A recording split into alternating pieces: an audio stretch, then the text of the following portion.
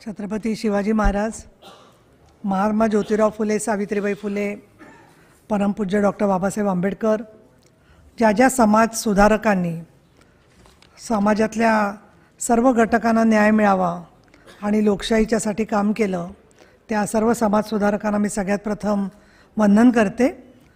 हिंदू हृदय सम्राट शिवसेना प्रमुख बाळासाहेब ठाकरे आणि मासाहेब मीनाती ठाकरे यांनाही वंदन करते। आणि इथे मला मुद्दाम नमूद करायला हवं की महाराष्ट्रामध्ये सावित्रीबाई फुले जर का झाल्या नसत्या तर नीलम गोऱ्यांना सुद्धा उपसभापती म्हणून कधी स्थान मिळालं नसतं, हे मी या ठिकाणी कृतज्ञतेने व्यक्त करते। आजचा हा जो समारंभ आहे, बऱ्याचशा जणांना सुरुवातीला जरा प्रश्न पडलेला होता की शतकपूर्ती कशी काय किंवा 100 वर्ष झाली म्हणजे नक्की काय झालं, तर याच्याबद्दलचं थोडंसं माहिती परत एकदा आपल्यासमोर मांडणं गरजेचं आहे की 1919ला बॉम्बे लेजिस्लेटिव्ह काउन्सिलची प्रारंभिक बैठक 19 फेब्रुवारी 1921 रोजी टाउन हॉल मुंबई इथे झाली होती आणि श्री नारायण गणेश चंदावरकर यांची विधान परिषदेच्या सभापती झालेली नियुक्ती ही एक ऐतिहासिक घटना होती। आणि 1862 पासून, म्हणजे जर का आपण अजून मागे गेलो जायचं ठरवलं तर 22 जानेवारी 1862ला सुरुवात झालं, तर विधान परिषदेचा आरंभ बिंदू 1862 मधला आहे। त्याच्यानंतर आपण 100 वर्षापेक्षाही मागे गेलो तर तिथे 22 जानेवारी 1862ला मुंबईच्या टाउन हॉल दरबारमध्ये भूतपूर्व मुंबई प्रांताच्या लेजिस्लेटिव्ह काउन्सिलची बैठक भरली होती। आणि या बैठकीच्या नंतर 1862 ते 1937 म्हणजे 1921 पर्यंत जे सभासद होते ते सगळे ब्रिटिश सरकारने नेमलेले सदस्य होते आणि त्याच्यानंतर लोकांमधून आलेले सदस्यांची जास्त त्याच्यामध्ये सभापती पद त्यांना मिळालं। आणि 1921 ही पहिलं सालापासून ते 2021 पर्यंत अशी 100 वर्ष आपल्याला कामकाजाला भारतीय जनकामधून काम सुरुवात झालं अशा प्रकारची आपल्याला म्हणता येईल। काही जणांचा थोडंसं मला गोंधळ असा झालेला दिसतो, तो पण मला स्पष्ट करायला पाहिजे की भारताच्या घटनात्मक इतिहासातील 1919 आणि 2021 नंतरचा महत्त्वाचा टप्पा म्हणजे 1935चा आहे की ज्याच्यामध्ये भारत सरकार कायदा गव्हर्नमेंट ऑफ इंडिया ॲक्ट आला आणि या कायद्यानुसार संघराज्यात्मक शासन पद्धतीचा स्वीकार करण्यात आला आणि या कायद्यान्वये विधानसभा आणि विधान परिषद असे नामनिदान देऊन मुंबई प्रांतात 1937 मध्ये 2 सभागृहे अस्तित्वात आली। म्हणजे असं आता म्हणणं काही माझा वेगळा हेतू नाही आहे, पण सभेच्या आधीपासून परिषद अस्तित्वात आहे आणि सभा 1935ला आल्यावर 2 सभागृह प्रत्यक्षामध्ये आली, ही वस्तुस्थिती आहे। आणि 2021 मध्ये जेव्हा 100 वर्ष या संपूर्ण कामाला पूर्ण झाली त्यावेळेला आपण कोविडच्या संपूर्ण परिस्थितीत होतो, त्यामुळे 21 साल आणि 22 साल खूप वेगाने गेलं आपल्याला सगळ्यांना माहिती आहे। आणि म्हणून जेव्हा आम्ही सगळा आढावा घेत होतो तेव्हा लक्षात आलं की 101 वर्ष जवळजवळ पूर्ण झालेली आहेत आणि म्हणून आम्ही एक शतक महोत्सवी कार्यक्रम करावा असं ठरवला। आणि विशेष म्हणजे सन्माननीय मुख्यमंत्री एकनाथ शिंदे, त्याचबरोबर सन्माननीय उपमुख्यमंत्री देवेंद्रजी फडणवीस, म्हणजे त्याला फडणवीस साहेबच होते, आणि नंतर अजितदादा पवार, या सगळ्यांनी या कल्पनेला जसं सहकार्य केलं, त्याचबरोबर विधानसभेचे आमचे अध्यक्ष यांनी याबद्दलची अत्यंत सकारात्मक भूमिका घेतली। आणि इतकंच नव्हे तर आमचं विधिमंडळातलं जे सगळं सचिवालय आहे, श्री भोळे आहेत, बाकीचे श्री आठवले आहेत, सगळे अधिकारी आहेत, या सगळ्यांनीच ही कल्पना उचलून धरली की आपण याच्यामध्ये काय काय कार्यक्रम करायचे। याच्यासाठी सर्व गटनेत्यांची आम्ही एक बैठक घेतली, त्यांच्या सूचना घेतल्या, विरोधी पक्ष आणि सत्ताधारी पक्ष सगळेच गटनेते बोलावले होते अधिवेशन काळामध्ये। आणि त्यानुसार आम्ही असा निर्णय घेतला की 5 पुस्तकंसुद्धा तयार केली जाणार आहेत आणि ह्या 5 पुस्तकांमध्ये विधान परिषदेत कुठले कुठले विशेष कायदे झाले आणि विधान परिषदेत कायदा होऊन नंतर विधानसभेत गेला याच्याबद्दलचं जी आहे माहिती ती संकलन करण्याचं काम आज इथे आलेले संपादक आपले मंडळामधले विलास मुकादम, तसंच श्री त्रिवेदी, त्यानंतर अजय वैद्य, सर्वच जण, प्रत्येक सभासद या ठिकाणी उपस्थित आहेत। 10 जणांची टीम आहे, काही जण आलेले आहेत आणि ते गेले 3-4 महिने सगळेजण काम करतायत आणि हे सगळं संकलन करण्याचं काम चाललेलं आहे।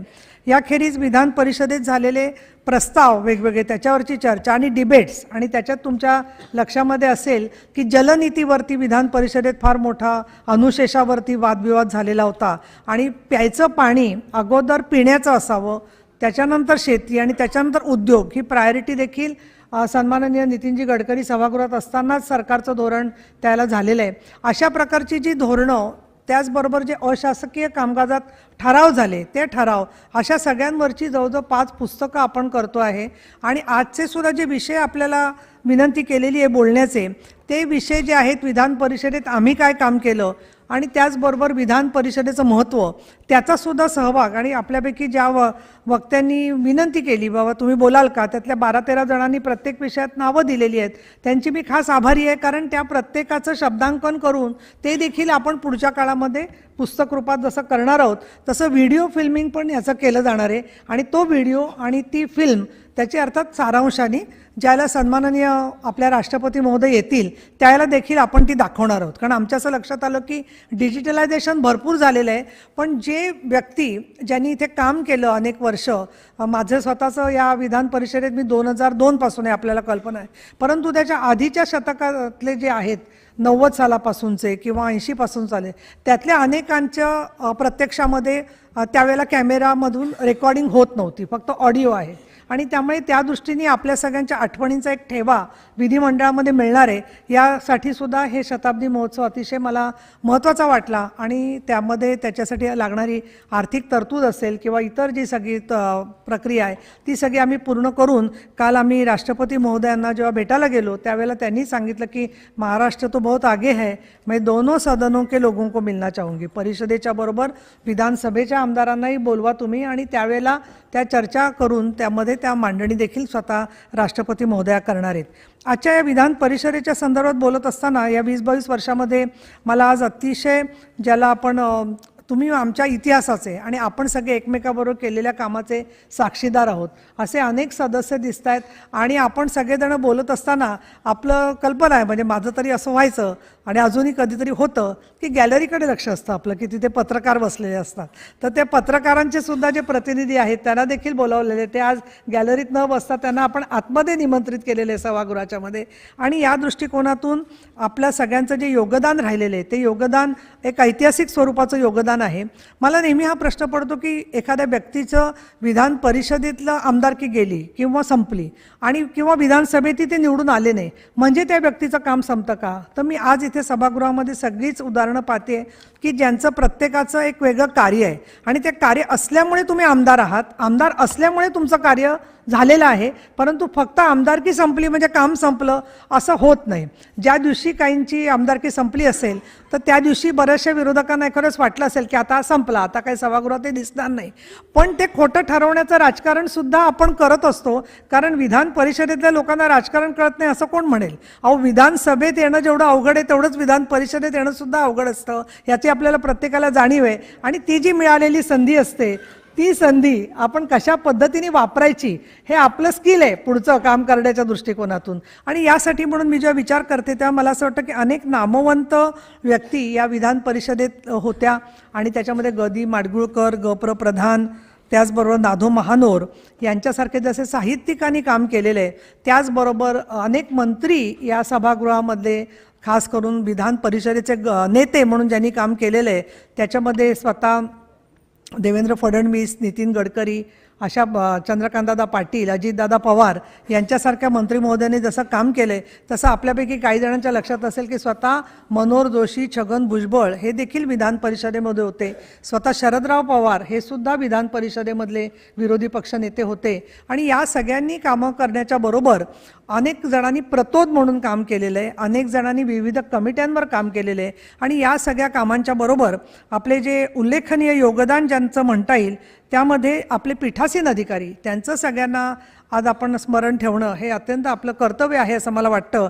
आणि त्याच्यामध्ये मी ज्यांची कारकीर्द पाहिली त्याच्यामध्ये सन्माननीय नासफ फरांदे, सन्माननीय शिवाजीराव देशमुख, सन्माननीय रामराजे निंबाळकर, तसंच उपसभापती वसंतराव डावखरे, उपसभापती माणिकराव ठाकरे आणि त्यांच्या पूर्वी असणारे जे आपले विधान परिषदेचे सभापती होते जयंतराव टिळक, रासू गवई, अशा अनेकांनी वेगवेगळ्या प्रकारांनी इथे जे कामकाज चालवलं त्यामधून आज मी उपसभापती म्हणून काम करत असताना त्यांच्या निर्णयांचा मला खूप फायदा होतो. आणि जेव्हा पीठासीन अधिकारी म्हणून आम्ही काम करतो, गुजराती साहेब तुम्हाला अनुभव आहे, नार्वेकरांना चांगलाच अनुभव आहे सगळा, तुमच्यापैकी काही अनेक वेळेला तालिका सभापती म्हणून वर बसलेले आहेत, तर आपल्याला अनुभव आलेला असतो की ज्याला बोलायला द्यायचे त्याच बाजूला आपण पाहतो, ज्याला बोलायला द्यायचं नसेल त्या बाजूला काही वेळेला पाहत नाही, परंतु काही वेळेला बघतो. आणि दुसरं तुम्हाला एक सिक्रेट सांगायला हरकत नाही, काहींना कल्पना असेल की आपण बाकावर बसून कुजबुजतो काही गोष्टी, तर त्या आपल्याला असं वाटतं काय आता हे काय आपल्याला बोलायला देणार नाही, ताई आता जाणार येतात.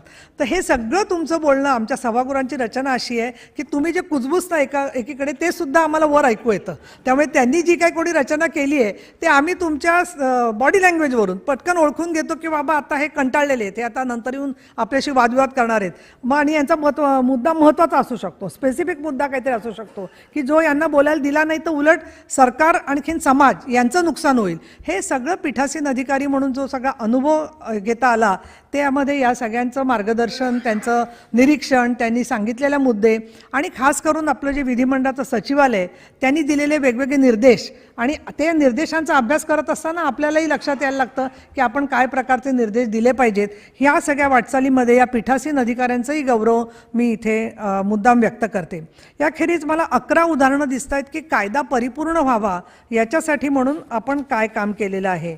आणि त्यामध्ये जसं विधानसभेमधलं काम महत्त्वाचं आहे तसंच विधान परिषदेमध्ये अनेक ऐतिहासिक कायद्यांमध्ये आपला सहभाग राहिलेला आहे आणि त्याच्याबद्दल मी तुमच्यापैकी प्रत्येकाचं अभिनंदन करीन, कारण तुम्ही कधी ना कधी यामध्ये सहभागी झालेले आहात. आणि त्याच्यात रोजगार हमीचा कायदा की जो केंद्र सरकारने नंतर देशामध्ये स्वीकारला आणि त्यातून लक्षावधी लोकांना रोजगार मिळाला, हा रोजगार हमीचा कायदा, स्त्री भ्रूणहत्या रोखण्यासाठीचा गर्भजल चाचणी प्रतिबंधक कायदा, वाहतूक कंपनीचे सरकारीकरण कायदा, महाराष्ट्र कॅपिटेशन फी विरोधी कायदा, प्रकल्पग्रस्त पुनर्वसन कायदा, संघटित गुन्हेगारी विरोधी कायदा मोका, दुसरा खूप गाजलेला बहुचर्चित कायदा तो सभेतही गाजला आणि परिषदेतही गाजला, तो म्हणजे डान्स बार बंदीचा कायदा की ज्याच्यावरती तासनतास चर्चा झाली आणि चर्चा होऊन त्या कायद्याला जवळजवळ एकमताने पारित करण्यात आलं. असा हा कायदा की ज्याच्यामुळे खरं सांगायचं तर कुठल्या सरकारची हिंमत होणार नाही असे कायदे करायची, पण त्यावेळेला विधानसभेतल्या आणि विधान परिषदेतल्या आमदारांनी ती इच्छा दाखवली आणि तो कायदा मंजूर झाला. त्याखेरीज घरेलू कामगारांना संरक्षण देणारा कायदा, आणि इथे मला मुद्दाम आठवण मला येते आहे की नागपूरला अधिवेशनामध्ये हा कायदा ज्याला मंजूर झाला, तुमच्यापैकी काही जण त्या सभागृहात होते आणि त्यावेळेला रात्रीचे 1 वाजला होता आणि आम्ही सभागृहामध्ये फक्त 7-8 आमदार होतो आणि मंत्री महोदय होते अर्थात. आणि तो मला त्यावेळेला सन्माननीय आमचे नेते दिवाकर रावते होते, ते म्हणाले नाही ताई तुम्ही बोललंच पाहिजे कारण या विषयावर तुम्ही काम करताय. मी म्हटलं आता हे 7-8 लोक रात्रीचे 12-12:30 झालेले तरी आपण भाषण करतोय, म्हणजे आपल्याला बोलताना काही वेळेला असंही वाटतं की आपल्याला खूप भाषणाचं प्रचंड वेळ आहे आणि म्हणून आपण बोलतोय का काय, पण मी शेवटी बोलले त्या विषयावरती आणि तो कायदा मंजूर झाला. दुसऱ्या दिवशी सकाळी पेपरमध्ये तर काही येणार नव्हतं कारण रात्रीचे 1 वाजताची बातमी काही येऊ शकत नाही, पण मला 7-7:30ला नागपूरमधल्या घर कामगार महिलांचा फोन आला आणि त्यांनी सांगितलं मला की नागपूर शहर पूर्णपणाने जागं होतं आणि आम्ही सगळ्यांनी एका चॅनेलवरती तुमचं भाषण ऐकलं आणि सभागृहात तुमचं भाषण ऐकलं आणि तुम्ही आमच्या प्रश्नांवर बोलताय आणि त्याच्याबद्दल आम्ही तुमचं नागपूरमधल्या घर कामगार महिलांतर्फे अभिनंदन करतो. तर मला असं वाटलं की पीपल आर वॉचिंग अस, लोक आपल्यावर लक्ष ठेवून असतात आपण काय करतोय काय नाही, आपल्यासमोर माणसं किती आहेत हा विषय नाही आहे, तर सभागृहात जे आपण वर्तन करतो त्याच्यावरती संपूर्ण समाजाचं लक्ष असतं. आणि त्या दृष्टीने विधान परिषदेमध्ये आपण पाहिलं की देवदासी प्रथा निर्मूलन कायदा, अंधश्रद्धा निर्मूलन कायदा, माहिती अधिकाराचा कायदा, असे अनेक कायदे आपण या ठिकाणी मंजूर केले. हे सगळं काम करत असताना सभा आणि परिषद या दोन्ही मध्ये समन्वय ठेवणं गरजेचं असतं, पण त्या दोन्हीचे नियम थोडे वेगवेगळे आहेत, काही नियमांची नावं वेगळी आहेत, परंतु साधारणपणे दोन्ही सभागृह ही बरोबरीने चालावीत असा आमचा प्रयत्न असतो. आणि म्हणून आम्ही ज्याला नार्वेकर विधानसभाचं आणि मी परिषदेचं कामकाज चालवते त्यावेळेला मधून आम्ही पण आमच्या कार्यालयात अधिकारी नेमलेले असतात की जे त्याची माहिती घेत असतात. पण आता नवीन टेक्नॉलॉजी होती आहे, दोन्ही विधिमंडळातली सभागृह अजून व्यवस्थित करण्याचा प्रयत्न त्यांचा चाललेला आहे. तर मी त्यांना सांगितलेलं की बाकीच्या वेगवेगळ्या कम्युनिकेशनच्या लाईन असतात तसं विधान परिषदेच्या चेअरवरून डायरेक्टली विधानसभा अध्यक्षांशी मला फोनवर वेळप्रसंगी बोलता येईल अशी सुद्धा एक हॉटलाईन करायला मी त्यांना सांगितलेली आहे. कारण काही वेळेला असं होतं की एखादं विधेयक पास झालंय की नाही याच्यावरती वेळ लागतो माहिती व्हायला आणि त्याच्या आधीच ते आपल्याकडे घ्यायची घाई सुरू होते. अशा सुद्धा बऱ्याचशा तांत्रिक गोष्टी आहेत की ज्या वेळेवरती करणं गरजेचं असतं. या दृष्टीने हा समन्वय आपला खूप आवश्यक आहे.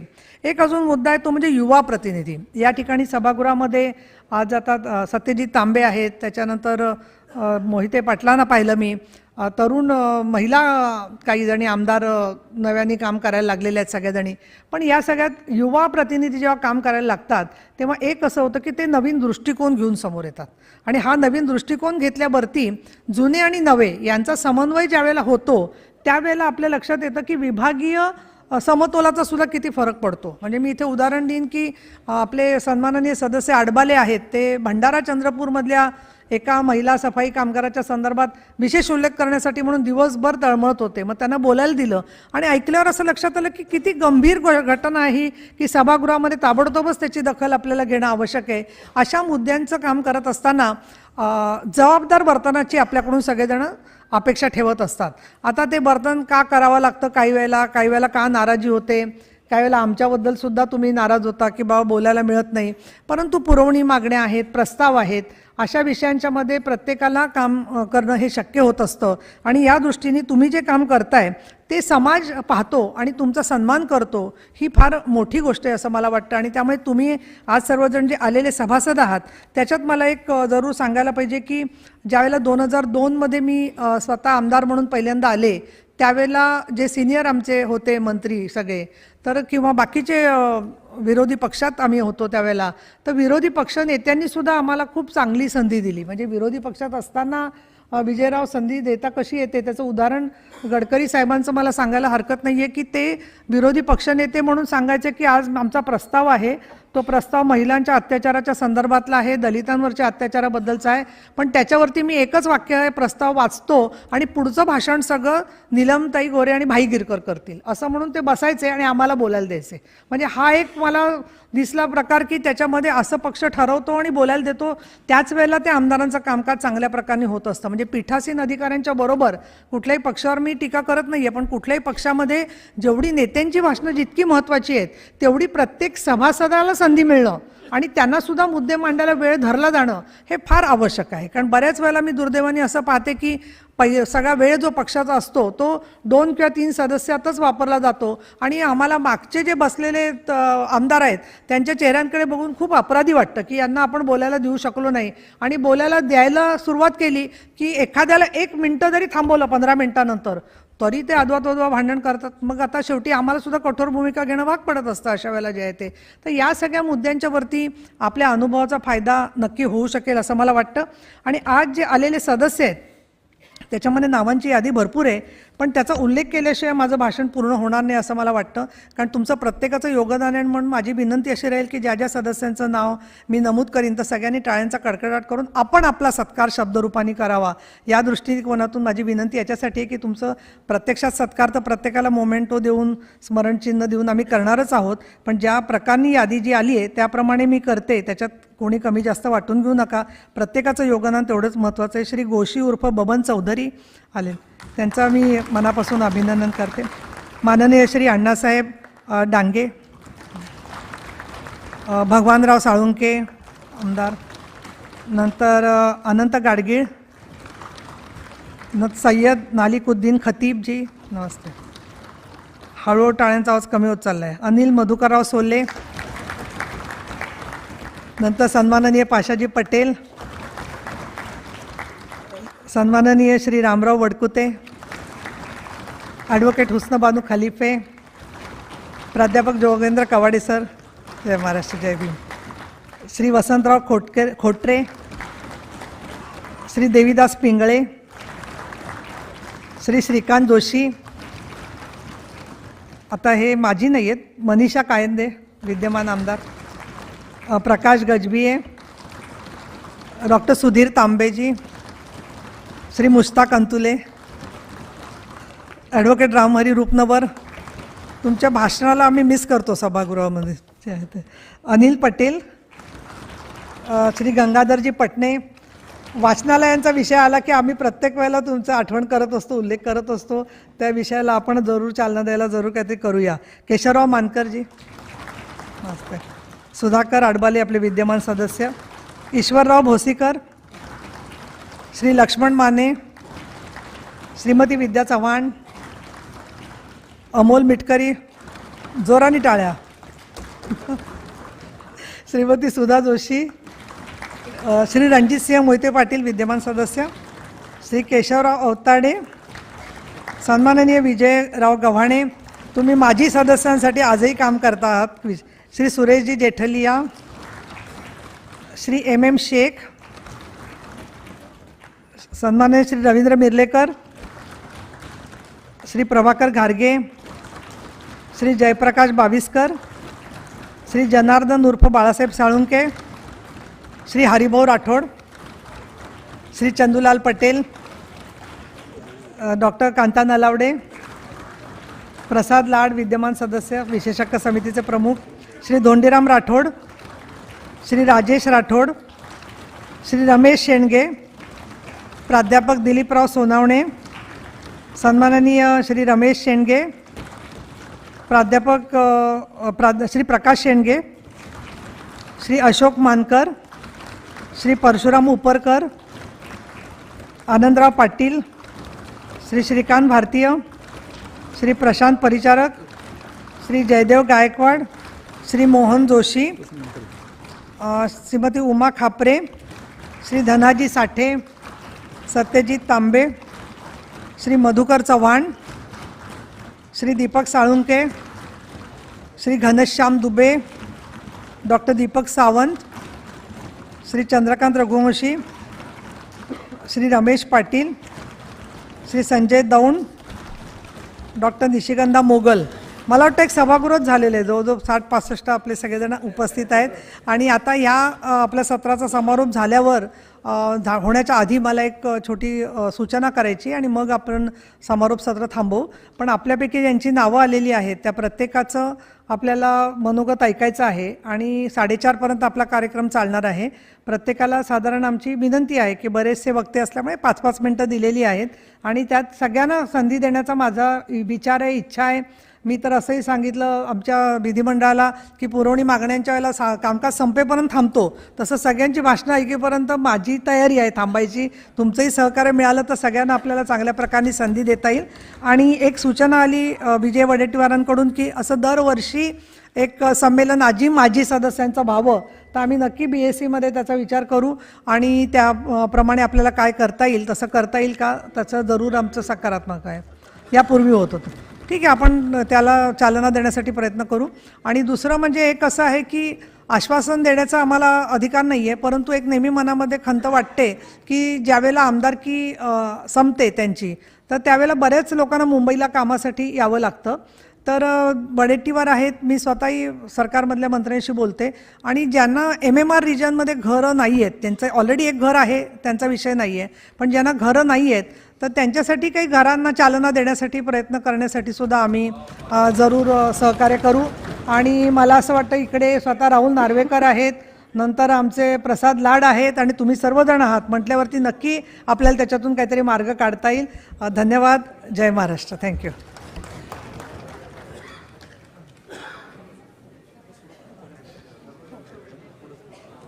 धन्यवाद उपसभापती महोदया. आपण आपल्या परिसंवादाच्या कार्यक्रमाला याच ठिकाणी लगेच सुरुवात करतोय. कृपया कुणी सभागृहाच्या बाहेर जाऊ नये. परिसंवादाचा जो पहिला